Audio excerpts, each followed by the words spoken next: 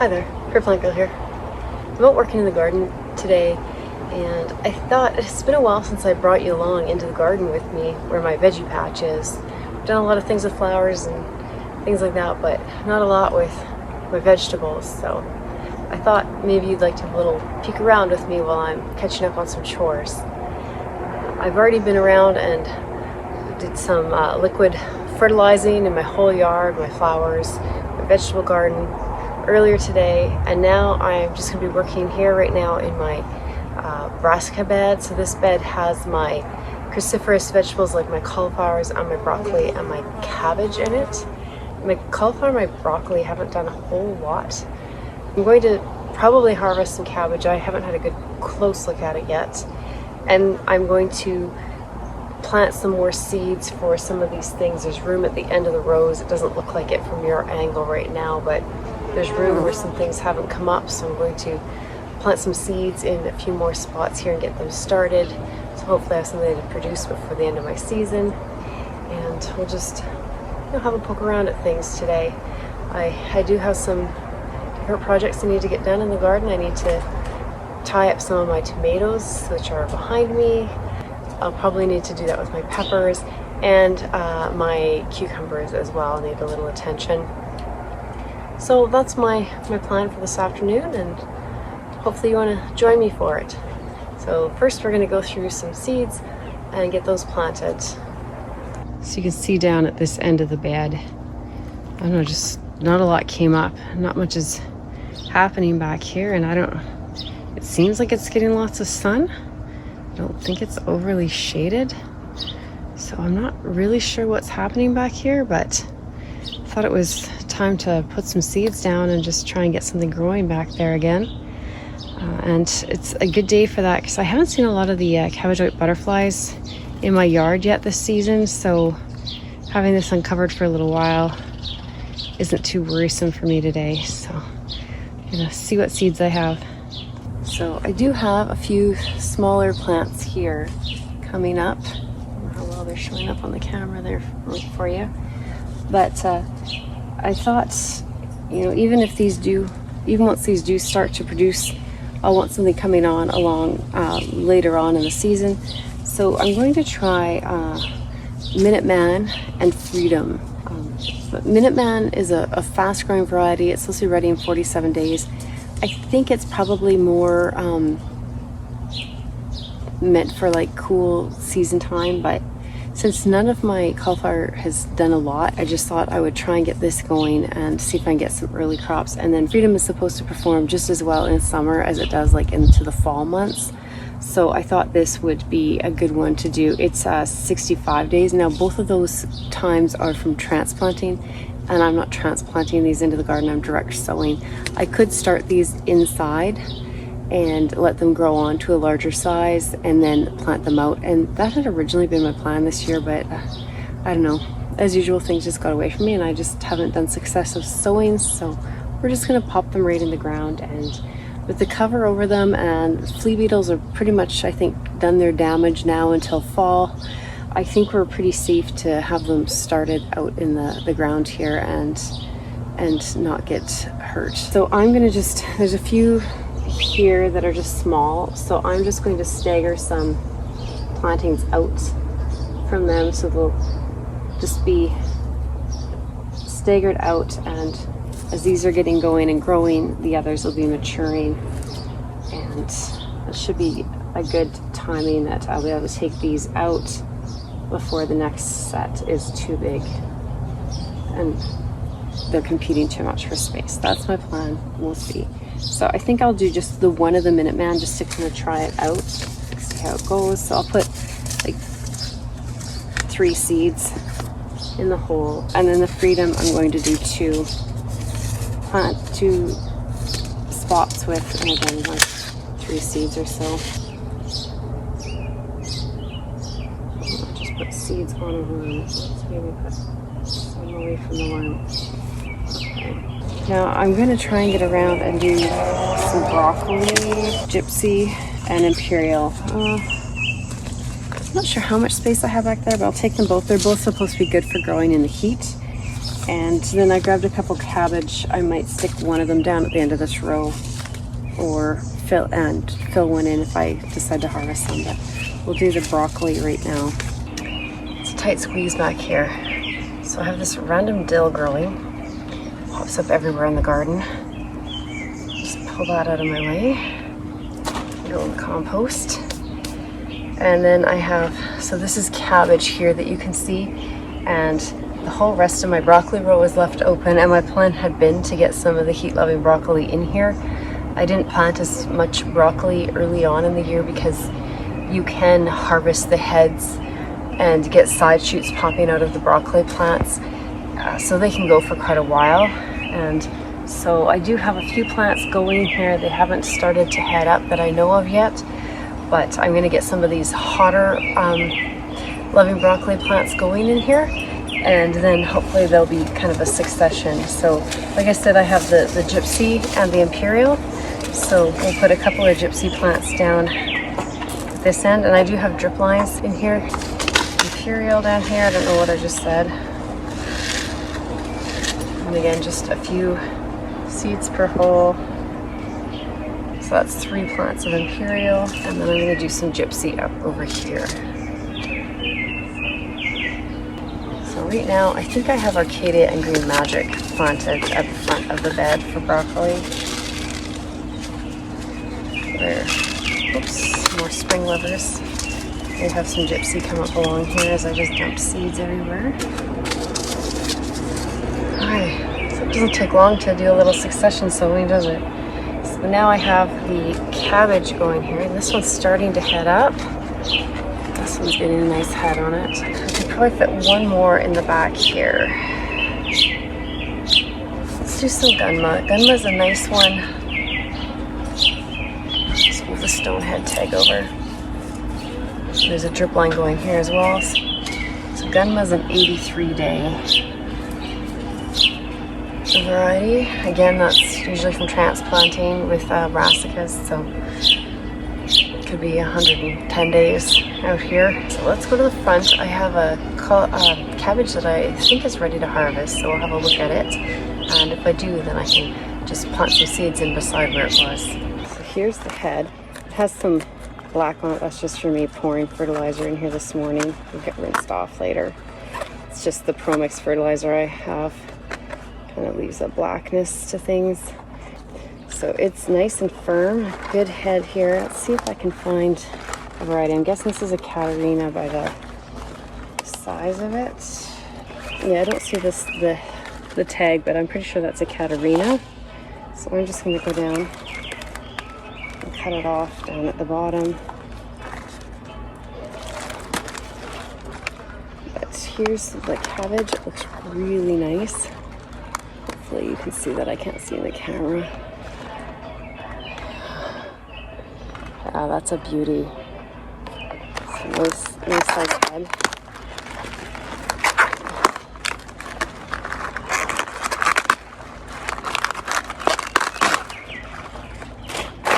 And we use for the compost.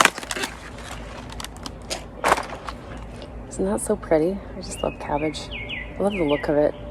It's just the perfect size head for a family. I'm sure this is the Catarina. So I get that in my basket here.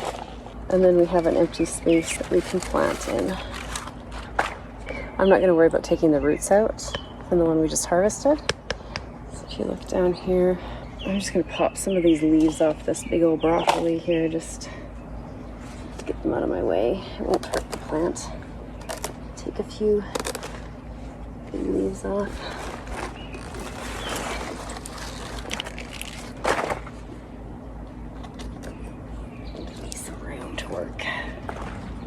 This one too, because it's yellowing. So I have some Copenhagen Market cabbage here.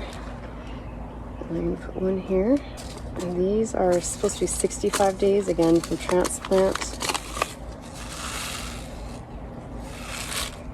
Just pop some seeds down there, cover them up. And then I'm going to stick, I have a Gunma tag here anyway, so I'm just going to stick a Gunma cabbage in there.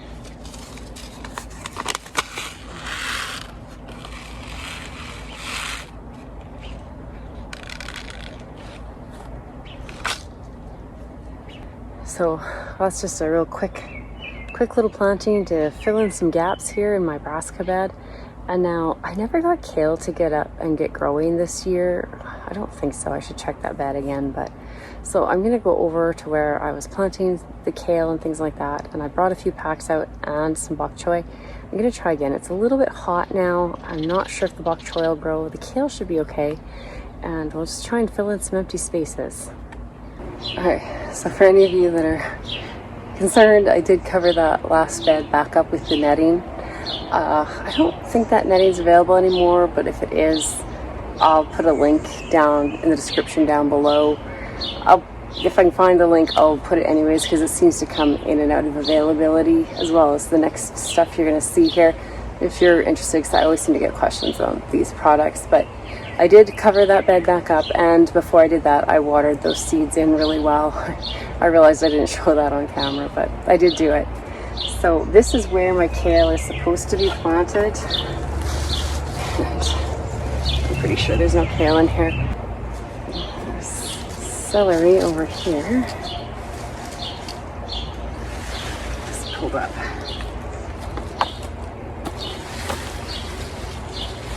I wish this netting came in a taller format. This is the giant, or whatever they call it, of this variety, and it's only, I think, like something like 60 centimeters, 45 centimeters maybe tall. Once you push it in the ground, like I think it's about 45 centimeters, 18 inches tall. So it's not great for doing like big broccoli and cabbage and cauliflower plants, but it works well enough for the things I have under it for now, and it's done a good job of keeping things protected. So like I said, there's some celery under here. There's a lot of weeds under here, so I'm going to do a quick weeding. Trees. Does anyone else have tree seedlings come up all over their yard? Not sure what that is. Spurge, water trees, lilies. Good news is there is some kale in here. Not very much. The beets are looking great. No leaf miners. So if you saw my leaf miner video, the netting is definitely keeping leaf miners out of the beets here. And there's parsnips in the back. I don't know how well you can see them. But they're doing really well back there as well. And the weeds. But it looks like the dwarf green kale maybe did not come up. This looks like red Russian. So it looks like I have one spot where the red Russian came up and one spot where the dinosaur kale came up, but nothing else. And I think there was supposed to be bok choy in the front of this, and none of it came up. But I'm going to reseed all of the kale. I'll thin this one. There's two plants here. Let's take one out. And then I think I'll put the bok choy right here. I was going to put it somewhere else.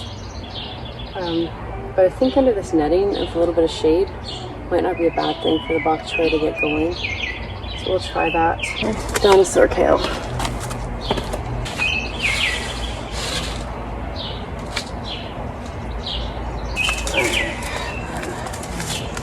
Red Russian.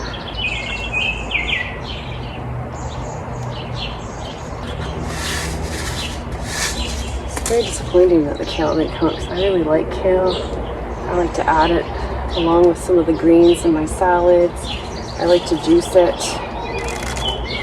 I like to just cook it and eat it with some like garlic and other flavors. So it's just a great green, and it's packed full of nutrients. So I'm really hoping these come up.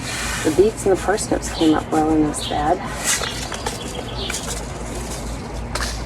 I do think some of these brassicas got eaten down early, but I replanted them. I put the netting on. I did have a bunny in here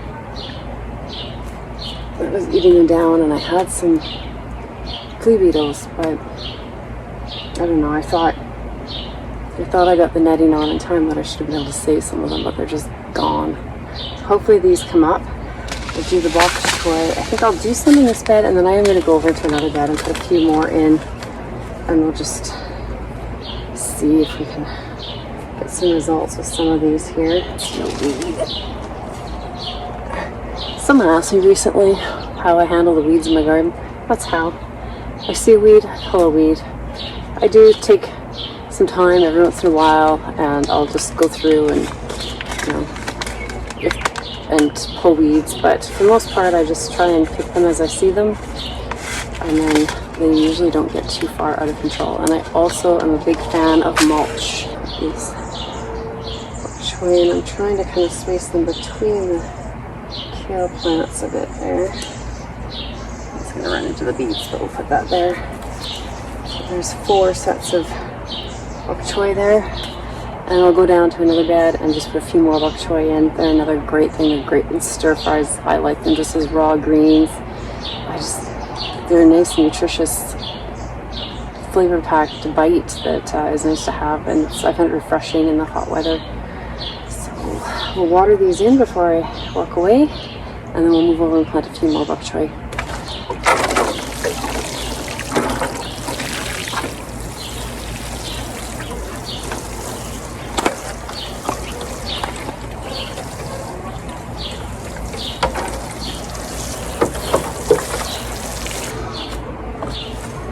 So this bed over here was supposed to be all my garlic and my autumn frost squash, but if you caught the video, my garlic didn't come up properly this spring for some reason. I replanted it and it's looking really good.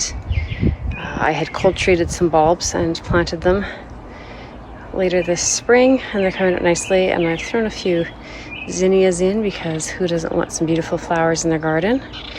But I have this whole area here that has nothing in it but grass clippings to keep the weeds down. So let's see if we can get some bok choy going in here too. I'm just going to try and open up a couple of spots here.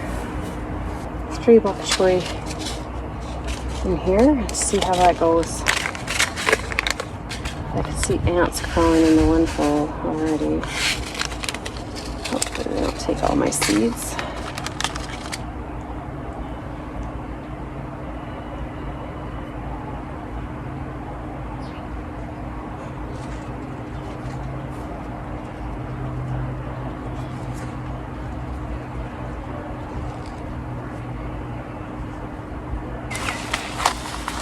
So that's nice. Hopefully I'll get some things coming up with all those seeds I just planted today.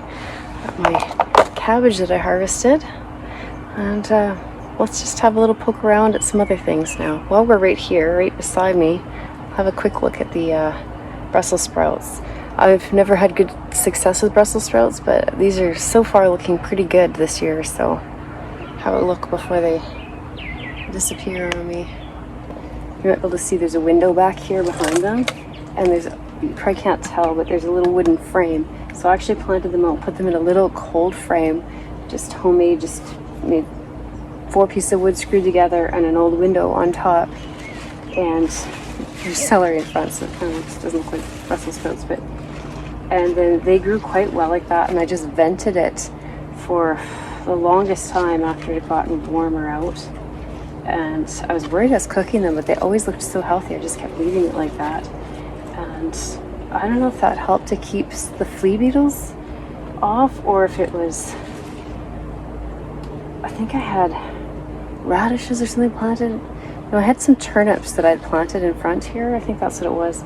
And those all got eaten down, and maybe they just distracted the flea beetles.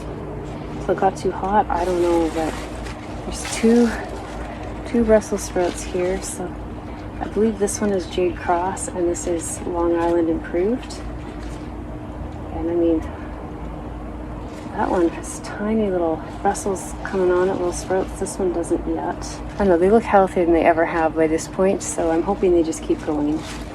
And celery is just a great plant to have in the garden. That's how I harvest my celery until the very end of the year. I just come out and pull off a stalk when I need it, or 5 or 6 from the outside. I'm gonna get my cucumbers worked up the trellis, and then I'll work on my tomatoes and peppers. Oh, I don't think I watered in those last bok choy. I better do that too. This is Violet Queen potatoes. This is a long season potato. They're flowering already. The plants are absolutely huge. I bet they're 2.5 feet tall, 75 centimeters out of the ground there. And they were planted, I think, a month later than the ones beside them, which are, what is it? Sangre.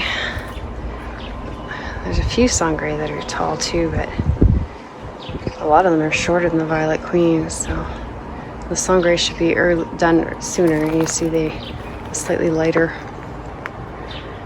blossom on them, but they're blossoming, so should be able to be stealing some new potatoes soon.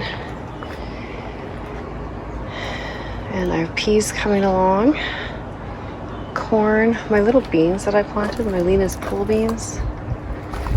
I didn't have complete successful germination, but there's a few coming here and on the other side, so I will get some. And what is this? I think it's the Renegade pumpkin right there. So yeah, garden's in full force. Okay, so if you caught my video where I think it was where I planted the cucumbers and some nasturtiums, I have this big, it's called the Titan Squash Tunnel, I believe. It's from Bessie's Seeds. And that's what my cucumbers are on. They're kind of hard to see right now because the potatoes have gotten out of control. I forgot when I planted my potatoes, because of course it was before the cucumbers, I didn't want to actually plant any along the front of that bed, but I did. So they're coming up. So those will be the first that I kind of scrounge around and dig up, and hopefully I don't hurt the cucumber roots too badly when I do that. But the rest of the potatoes are getting pretty big in there too. I always pack my beds full and they always get crazy like this, but I like it. You can probably see I have some lettuce coming up in the front of this bed over here. That's been nice. I think it's getting just maybe a little bit of extra shade or something because it's still going quite strong. But so I want to come in here, and when you grow cucumbers up a trellis, they do need help to find their way up the trellis. So I'm going to do a little bit of tying them up, and I'm going to reach in and just trim back some of the side branches on the potatoes as well, just to give the cucumbers a little more breathing space in there, so we hopefully don't wind up with diseases in there before I get the potatoes out. There's just, I think, one row of potatoes, maybe two, but I think it's just one in behind these cucumbers here, so they won't be too difficult. So probably when I start harvesting my potatoes, I'll start with this row over here and then go to that row, and then the row behind the trellis on this side, and that won't be long. These are quick potatoes, so that's Sangre. I think they're around a 60-day, and that's Pontiac, I believe. They're planted a bit later, but they're also around a 60-day. They can take a bit longer, but they came up and sprouted and flowered quite quickly, so I think we'll be good to harvest them at the end of July for sure, if not sooner. I'll probably be stealing potatoes before that. But let's get these cucumbers up, helping up the trellis a little bit. So, like I said, when you're trellising cucumbers, they do need a little bit of help finding their way up the trellis, or they'll just sprawl. They naturally seem to want to sprawl on the ground. So I just take, you can use these or just like a Velcro strip, a hook and loop, whatever they are. Or you can use, a covered twine or some jute twine, whatever you like to trellis things with, and just show them where they're supposed to be. They do put out tendrils, but so you don't need to like totally hook every little bit up to get them to go up, but you do need to, you can even sometimes just kind of wrap the leaves around the netting and just get them knowing where they need to go. And then these tendrils, if they're close to the netting, will hold on. And I don't know, I've heard people say they're pretty weak, but I find if they find their way to the netting, they stay on pretty well. So this netting is on the outside of this post. They can't quite reach it yet there, but I'll just go like that. So That guy back in there. There's one that's reaching way across and tie on there. Moving over. Alright, we just want to remind them where they need to go. And while I'm in here, we'll kind of cut some of these potatoes back a bit. So I don't want to, like, you know, kill off the potato plant, but it doesn't hurt to give them a bit of a trim. I'm just taking like a side shoot, just pop that off. That's a big piece of potato plant, and I think you could actually probably take this and pop it in the ground somewhere, and it would probably root and grow for you, but I don't need that. But I just want to kind of open these plants up, especially down at the bottom a little bit. Just to encourage a bit more airflow down in here. So I'm just going to go through and just chop some of these potato branches out, and then I'll work down the sections and just keep tying up my cucumbers and trimming back the potatoes. So that's all I'm going to be doing here for the next little while. So there, I don't know how well that shows up on camera, the difference there, but the cucumbers have been put up the trellis. Most of them I was able to just kind of weave in and out a little bit. Didn't even need a lot of ties to hold them up there. And then I've cut back just kind of those side branches on the potatoes. And just allows for a little bit more airflow and just, you know, a little more light in that, a little more breathing room for those cucumbers, and it won't hurt the potatoes at all. So now, oh, there's the pile I took off the potatoes, and I need to deal with this side. Now, as I was doing this, I was remembering that my aunt was just talking about how she'd heard that if you cut the flowers off your potato plants, that it puts more energy into the potato. I'd never heard that before. She was wondering if it was true. So I'm going to take a couple of these potato plants that are in flower here. Maybe it's too late, I don't know.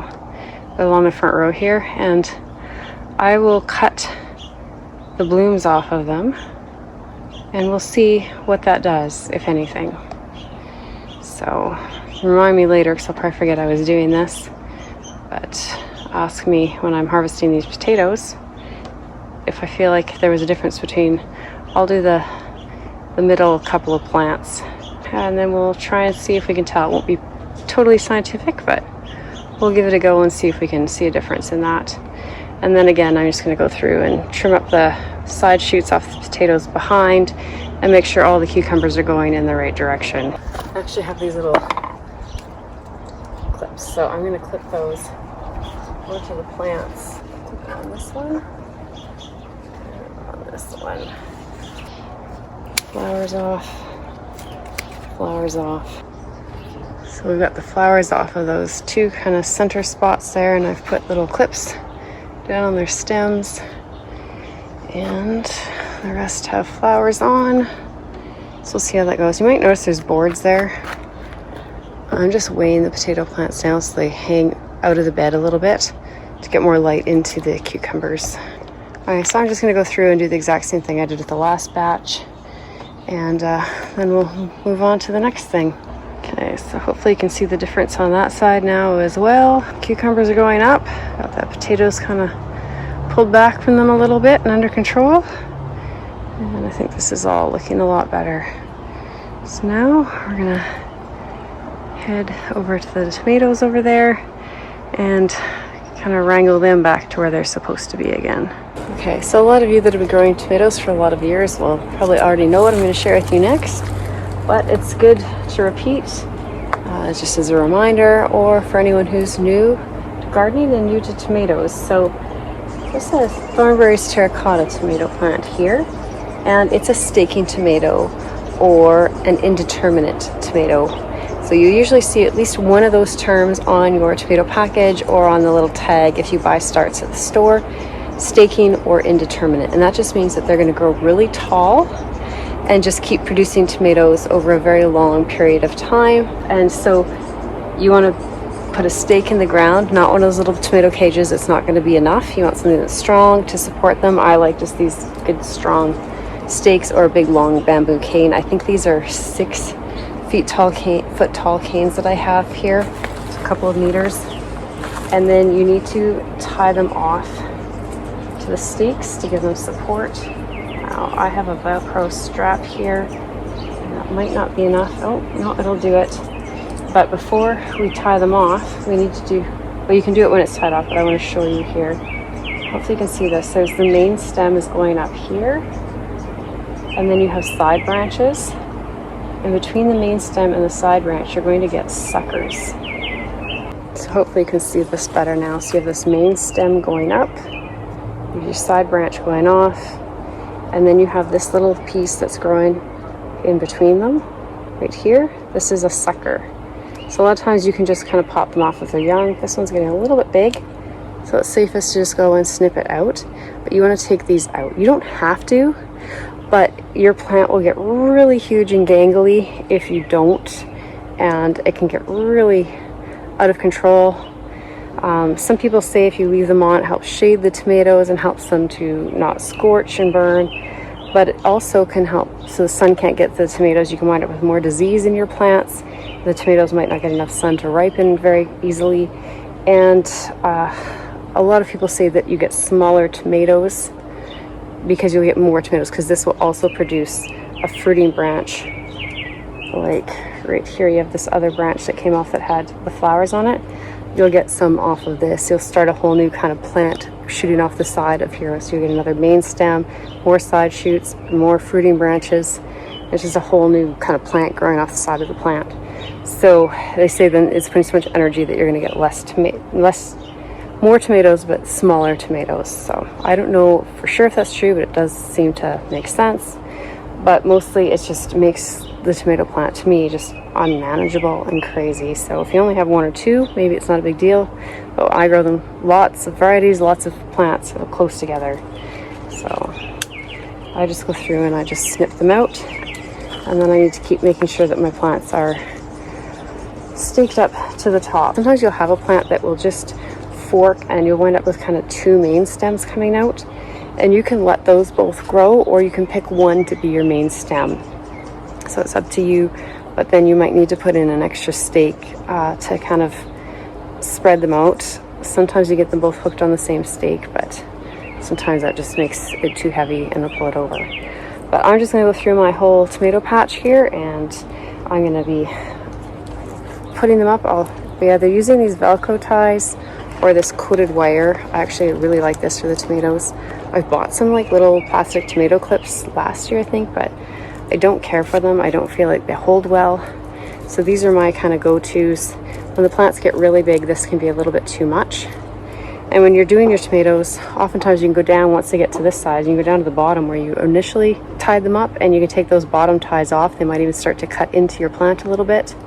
You take those off and the support will be up higher. Because when you're tying it up to something small like this, but this stem grows into a thicker stem as it grows, and sometimes even if we try to leave lots of room for our stem to grow, it doesn't always work out like we planned.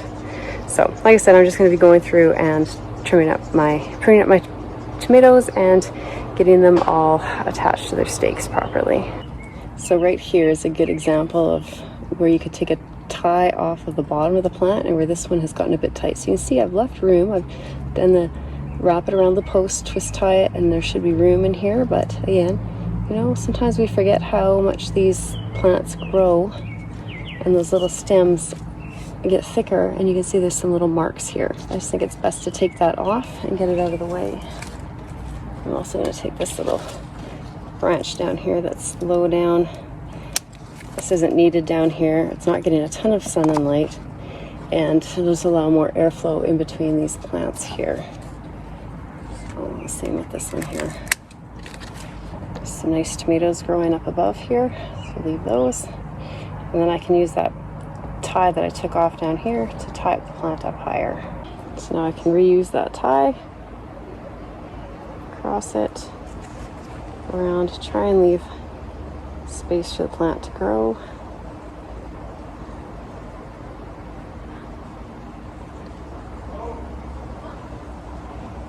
And there we go. I think you can see the example here of where this tomato plant split really as a seedling, and I've just left it to be like this. I could just cut one of these branches off, but I've chosen to just leave it and let it continue growing up as two. And I've just been attaching it. See, this one's attached on this side, this is attached on this side, and attach them to the same stake. But as they get heavier and get more fruit protection on them, I may need to come in with another stake on the side to just hold these stems up if they get too full and heavy for this single stake. So that's just an example of what you might see if that happens. So when you get to a tomato that's a determinate or a bush tomato, that's again what you'll find on the seed pack or on the little plant tag. You should find one of those words, determinate or bush. Then those are plants that tend to produce all of their fruit, all their tomatoes, in a very short period of time. Some people say all at once, but really it's over, you know, a month and a half, I'd say, to 2 months usually, at least in my climate. So those, you want to get the most production out of them as possible. Those are great tomatoes for growing. If you want a lot of tomatoes all at once because you like to process your tomatoes, like making paste, sauces, things like that, then a lot of times you want a plant that will produce a lot of tomatoes all at once, and you can be harvesting them and using them in one big batch. I have a tomato that I really like. It's called the Manitoba tomato, and it's a bush or determinate tomato, and so I still use these big stakes for them. You could use the most robust tomato cage you can find, but even then a lot of tomato cages aren't strong enough for an actual tomato plant once it's full of ripe fruit. Maybe for a few smaller dwarf tomatoes it would be good. They work really well for pepper plants or eggplant. For tomato plants, I still like to stake them. You don't need quite as tall of a stake, but I just tend to use all the same stakes. And then I let them branch out because you're trying to get as many tomatoes off of it as possible. So you want to have those side shoots that come out between the branches. You want to leave those on so that they do produce that secondary set of flowers, kind of that next plant off the plant. You get lots at a time. So that's kind of the common wisdom when you're pruning tomatoes, what you want to do. So I will still come low with these plants, and I'll trim up anything that's hanging down to the ground and going to be touching the soil or having splash back if I'm overhead watering, because that can cause disease in your tomatoes. And as my plants start to produce fruit, I will trim them up to wherever those bottom fruit producing flowers are, and that just again allows more air circulation around and between all the plants, and you're not going to be getting any flowers and fruit down past that point. Once you see where they start to set fruit, you're not going to be getting anything lower, it's all going to be higher. And so I like to just come in and at that point and strip everything from the bottom of the plant. That's just what I do. It works well for me. So that's kind of your two kinds of growth habits of tomatoes. So I just thought I'd point that out quick as I'm going through pruning these up. Not a really good example here, but when you have your main stem going up and you have your side branch going out, so this is your main stem and your side branch, and then you have that little sucker coming out here. Sometimes, because that sucker is what's going to produce more fruit, and it's also going to put more leaves and things on. So sometimes I will take out this side branch because it's not going to produce flowers and fruit, or I'll cut it back in half, and that's again just to get more airflow and just to help keep any chance of disease down in my tomato patch. It's just all about getting more airflow to my tomato plants. So yeah, I think tomatoes is all I'm going to be able to get to today. It's getting late in the afternoon. I think the other things are going to have to wait for another day. Hopefully you've enjoyed just kind of hanging out with me, doing a few garden chores and getting a little peek at how things are going in the garden. So thanks for watching, and we'll see you next time. Bye.